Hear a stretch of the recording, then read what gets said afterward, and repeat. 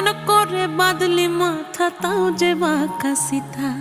মেদিনীপুরে রায়না চিরন বাঁকুড়ার ওই ফিতা, আর যতন করে বাঁধলি মাথা তাও যে বাঁকা সিথা। পেছ পাড়িয়া রাজ